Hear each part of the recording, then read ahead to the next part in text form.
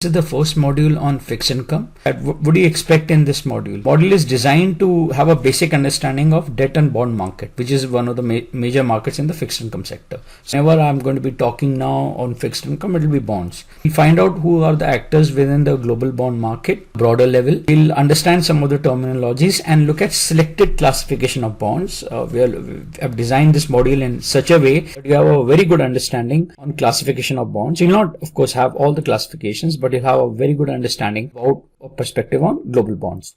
What I'm going to be talking today is about plain vanilla bonds. We're not going to go into complex bonds. Slowly, as the module develops, we'll go into more difficult and complex valuations of bonds which are not going to be plain vanilla. But today it's going to be simple bonds. Understand concept of yield to maturity, yield curve. And we'll have a bit of an introduction to options. Options is important when you're going to be talking about callable bonds. And as you go forward, we'll come to this concept. References for this series, one of the key major references are Bosi, Bond Markets Analysis and Strategies. It's a very good book if you want to have a very good understanding of bond markets. We'll go to overview of global bond market. Question, which is actually which market is bigger, debt or equities? Now you'll be surprised, like a lot of people would say equities. Actually, it's the fixed income or the debt market.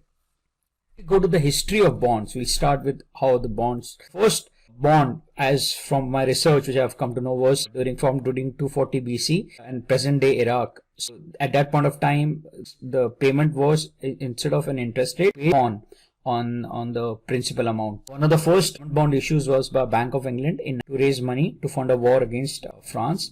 Was the genesis, and the first US bond was offered during the Revolutionary War.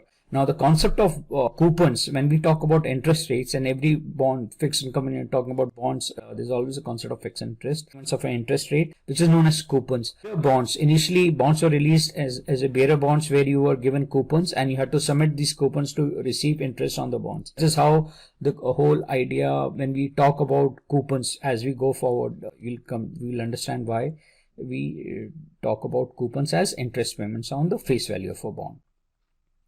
A bond is a debt instrument. A bond is a type of a debt instrument. Usually it's secured. When it's not secured, is usually known as a debenture. Secured is known as a debitor or a borrower. In vanilla bond, when you're talking about, these are some of the features which are very important. It has got a fixed time period of borrowing. I mean, I'm issuing a bond, it would be of a specific time. Got coupons or interest amount on the face of the bond which are paid to the lender. So I'm a lender, I'll take coupons or interest on the amount on the face value of the lender. So principal is paid at the end of the tenure, and interest rates can be fixed or floating. Key terminologies in a plain vanilla bond. The principal amount is also known as the par, the redemption on the face value amount. Whenever bond is issued, it has a principal value. Usually it's taken as 1,000. In America, it's usually of $1,000. It would vary according to the country. The amount which, it's also, you can say, the amount which the issuer agrees to pay the bondholder at maturity. Bondholder is nothing but the person or the entity which has bought the bond.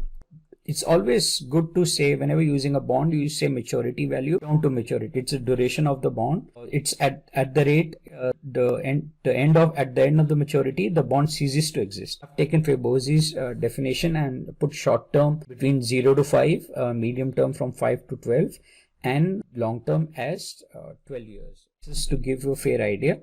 The coupon rate which we talked about. Coupon rate is the nominal rate. It's the interest rate which is paid by the issuer on the principal amount. Whenever we are talking about coupon and we are going to be calculating coupon, it is going to be on the principal amount. And when we are calculating coupon, it is the interest income. It is the income which is calculated on the coupon rate into the principal value of the bond. Play one of the most important roles, not only in terms of funding in capital markets, not only in fixed income side, but also look at the whole gamut of the capital markets. One of the largest source of raising capital in the capital markets. In the US, it is equities, but if you look at Euro and Japan, the loans play a major role. In China, if these are the major economies which we were talking about, loans also play, but then bonds play a major role in terms of raising funds.